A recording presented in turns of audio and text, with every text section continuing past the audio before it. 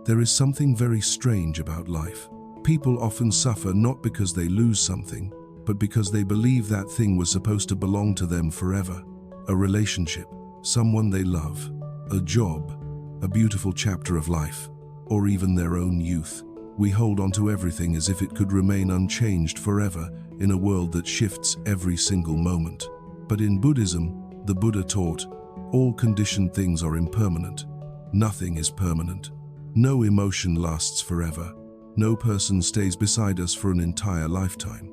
No season continues endlessly.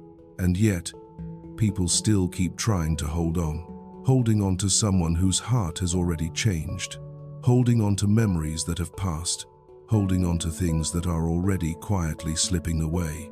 And the very moment we try to hold on to what cannot be held, that is when suffering begins to take root in the mind. Many people think letting go is weakness. No, Buddhism sees letting go in a completely different way. Letting go does not mean giving up on love. It means stopping yourself from suffering over things beyond your control. Some people cling tighter and tighter, only to lose even more. The more they fear loneliness, the more they live in anxiety, the more they demand life to go their way, the more disappointed they become with life itself. It is like trying to hold sand tightly in your hand. The harder you squeeze, the faster the sand slips through your fingers. That is why so many people live exhausted lives. Not because life itself is too heavy, but because their hearts are carrying too many things they refuse to put down, carrying old resentment, carrying regret, carrying questions like, why did that person treat me that way? Why has life been unfair to me? Why can't I be like other people? The more crowded the mind becomes, the heavier life begins to feel. In Buddhism, there is a very profound teaching. Suffering does not come from events themselves. It comes from our attachment to those events. Two people can lose the exact same thing.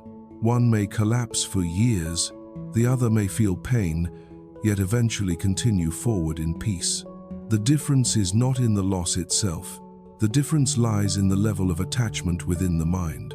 That is why the first secret of letting go is not forcing yourself to forget immediately, nor is it pretending to be strong. It is learning to see things exactly as they truly are. They come and they go. They unite and they part. They bloom and they fade away. When we truly understand impermanence, we begin to blame life a little less. When we understand that people do not belong to us, we suffer less when they choose to leave.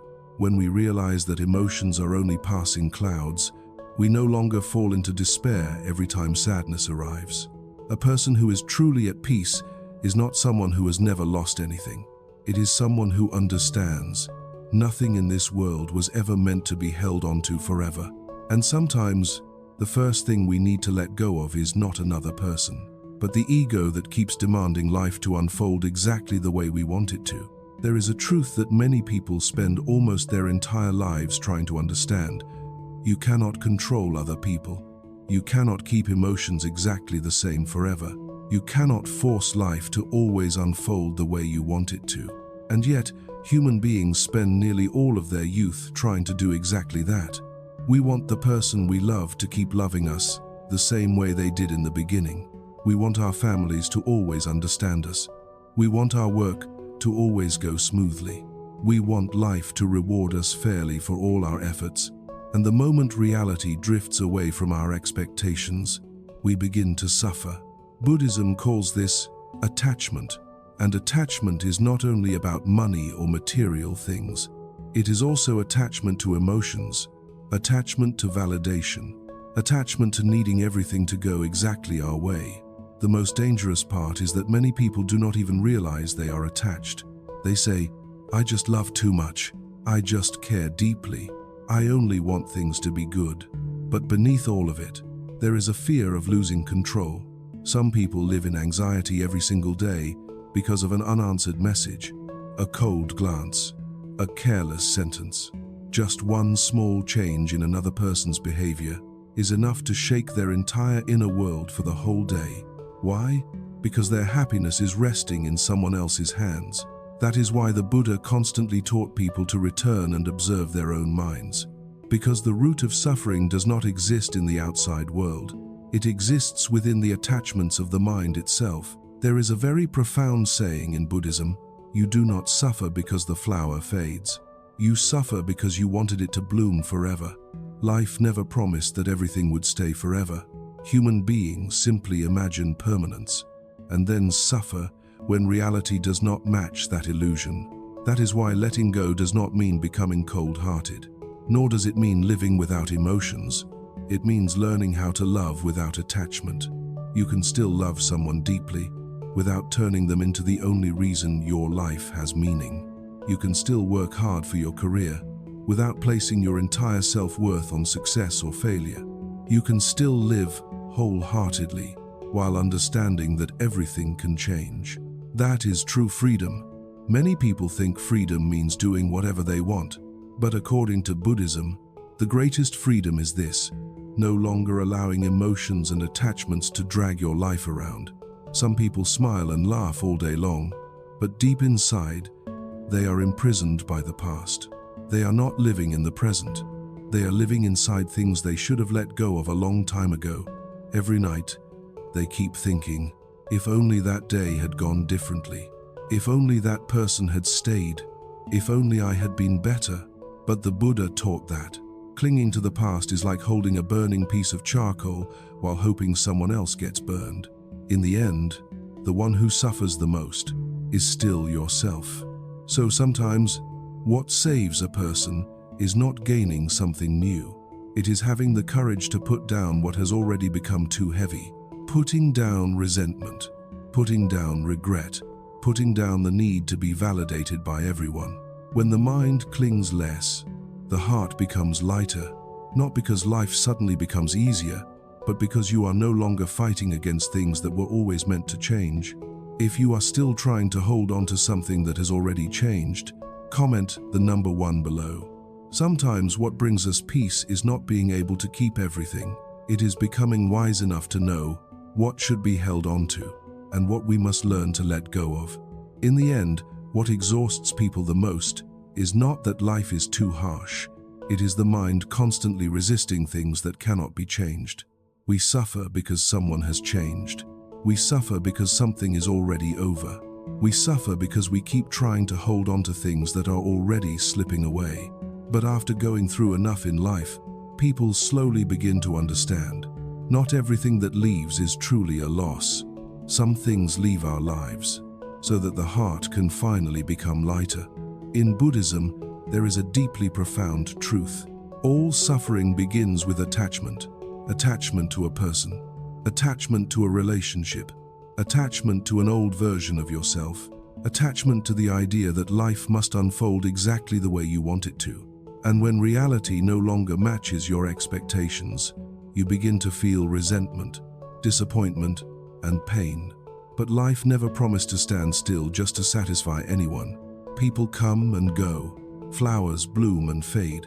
Even the emotions you feel today will be different tomorrow. This is not cruelty. It is simply the natural law of impermanence. A person who truly understands the Dharma is not someone who no longer feels pain. It is someone who has learned to face pain with awareness and awakening. They understand this. Some things, the tighter you hold on, the faster you lose them. The more you try to control everything, the more anxious you become. The more attached you are, the more you suffer. So instead of trying to hold on to everything, they learn to first return to a peaceful mind within themselves. One day, you will realize the most valuable thing in life is not having everything. It is being able to lose something without your heart completely collapsing. That is true strength, because a strong person is not someone who has never been hurt. It is someone who, after all the pain, still learns how to remain gentle with life. And sometimes, letting go is not the end of love. It is the end of suffering. You can still remember someone without allowing those memories to drown you every night. You can still regret something without living forever in the past. You can still carry wounds without letting them decide the rest of your life. That is when the mind begins to mature. Most people believe happiness comes from holding on to more things. But Buddhism teaches the opposite.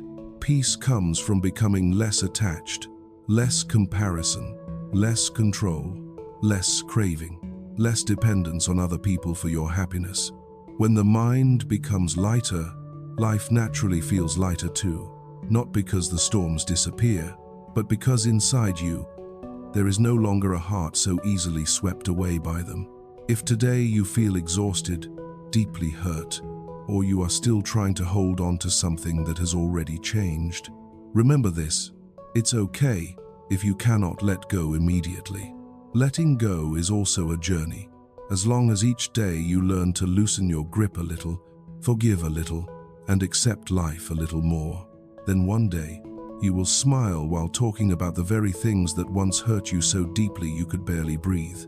And if you enjoy healing stories and Buddhist wisdom like this, don't forget to subscribe and turn on the notification bell so we can continue this journey together, learning how to live with a lighter heart in a world full of change.